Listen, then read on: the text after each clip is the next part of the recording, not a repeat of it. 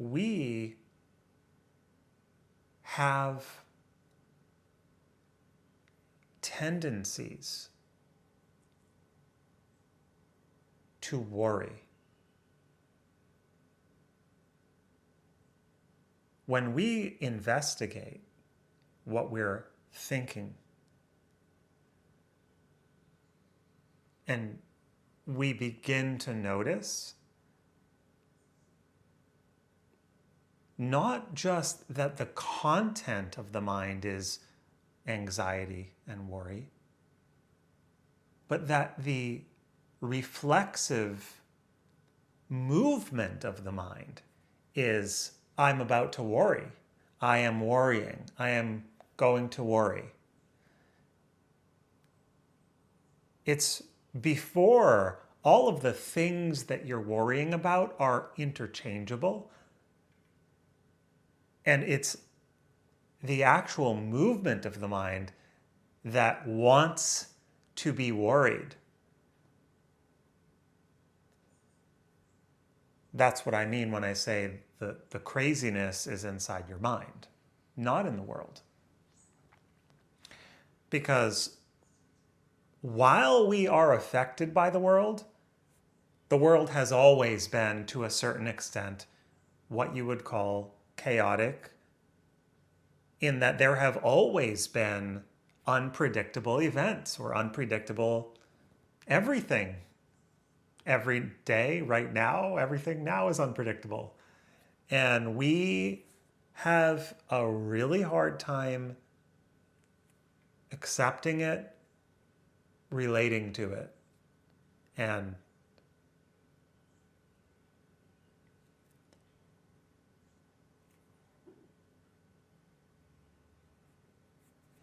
there is a whole industry that is called the self-help industry. And nowadays, it's even religion and spirituality industry geared towards helping you stop worrying, helping you to stop worrying. This industry will kind of provide an endless array of techniques and behavioral adaptations, in other words, practices, skills. There's so much you could learn and read and do again and again and again and again and keep practicing it. And eventually, someday, maybe, if you're lucky, you'll just stop worrying. That's the promise. It's not going to be today, but maybe someday. And it depends on how much trauma you have or how lucky you are. It certainly does not depend on your effort. It doesn't depend on... there are an infinite number of variables, let's be honest. And some people would say that if you have a really strong, sincere desire to change, then you'll change instantly. It doesn't work like that usually. But I do want to talk about that movement of the mind that says, well, I'm worrying. And that choice that we face hundreds or thousands of times every single day. It almost seems built in to the human system, that worry and that anxiety flows naturally and effortlessly from us. And it's like we're trying to do so much work to change it. Therein lies one of the paradoxes of all of the self-help work, because you have to accept yourself exactly as you are.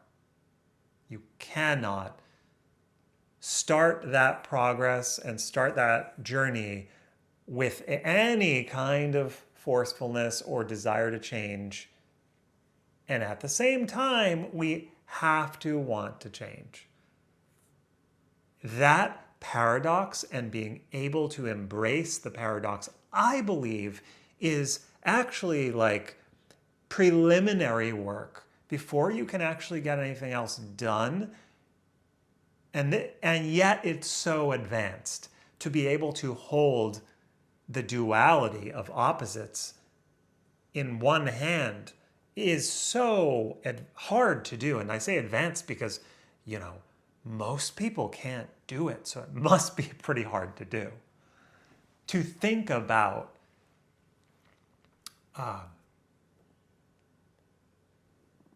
anything in the world and say this is good and it's bad.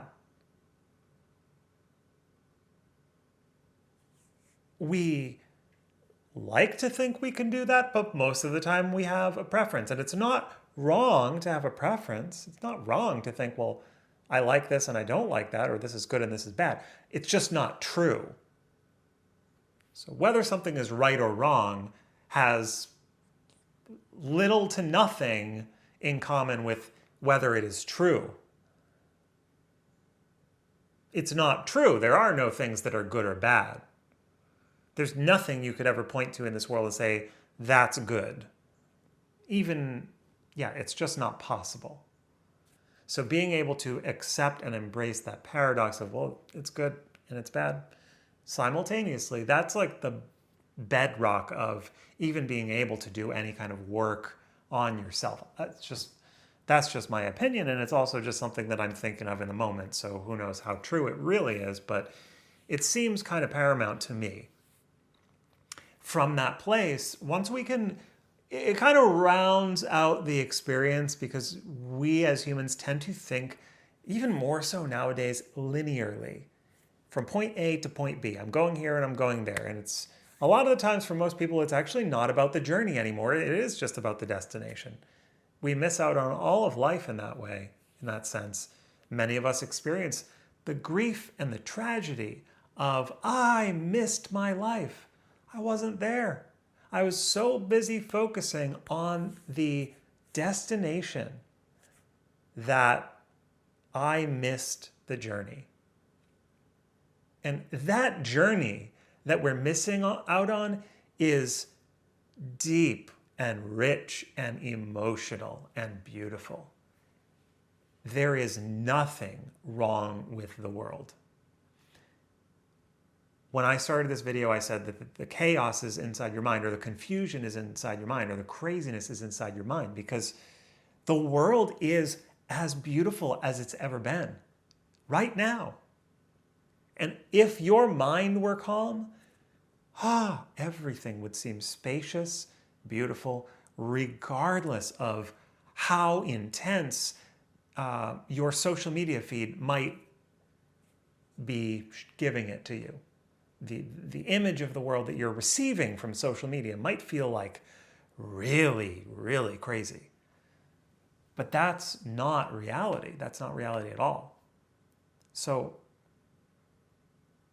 what do we do if we have the interest of, hey, what would it be like if things were calm? How could we get there from here? Part of it is, well, what if we just stop worrying?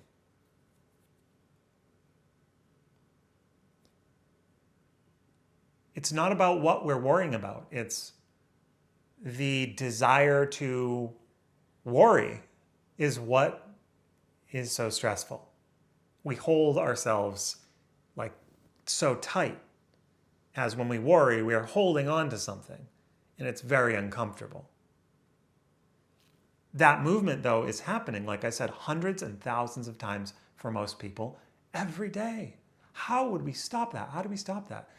And as far as I can tell, the only way that makes sense, and again, there's probably a million ways, but the only way that makes sense is we can't focus on what we're worrying about, the contents. It's just always changing, and it's always going to be there. There's always going to be something that's the most gripping that you're going to be worrying about, no matter where you are on your journey. So you have to go deeper than that and find what is it in me that worries. Who is it that is worrying? Where is that coming from within my mind? And investigating that. I don't want to tell you that it's easy, but to a certain extent, at a certain point, you would have to just say, oh, I'll just turn off that switch. And then, I mean, you kind of have to, I mean, how will you know how to do that? Where is the switch? That's going to be personal. Your wiring is different than mine and it's different than everyone else's. So you have to be able to investigate in the mind.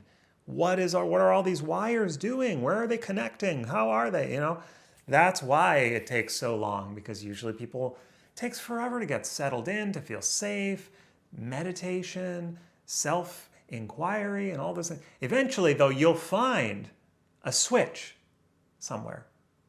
When you find the switch, you say, oh my gosh, I just had to turn it off. That's it. That's the whole thing. It's just an on-off switch and now I'm good. That's where this relief will come. And you can't shortcut your way there unless you're lucky, That's why they train in meditation. They train you to be focused, because when you're sorting through all the wires of the mind, they're all wrapping around each other, and it's like diffusing a bomb, right? You have to really focus, or otherwise it's going to explode. Not saying that you're going to explode, but like that level of which wire is it, and tracing exactly, making sure you know exactly where it's going. But the mind is so complicated. I don't know. I'm just spitballing here. Like there could be so many different ways that this shows up for you. It might not even be mental. It might not even be in wires in the mind, but it is a self-reflection that has to happen before you can see, oh, it's just me. I'm worrying. It's not the world. The world is fine. It's actually beautiful. It is actually pristine and so calm and so spacious that as we grow older, we accumulate more and more worry. We have moments where we can connect to what it felt like to be a child and not have that worry. Naturally, we didn't have as much responsibility, and that does play a role in this.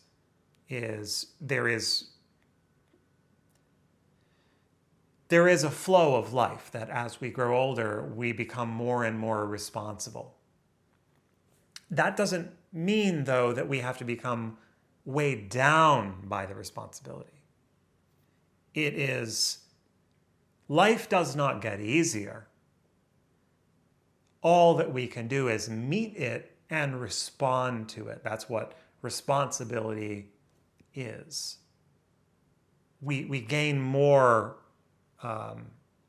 power, and it is our responsibility to use that, to act in proper relationship with the environment. Oh, the refrigerator is buzzing. Well, I have two choices. I can stop the video now. What do you guys think? Should I stop the video now?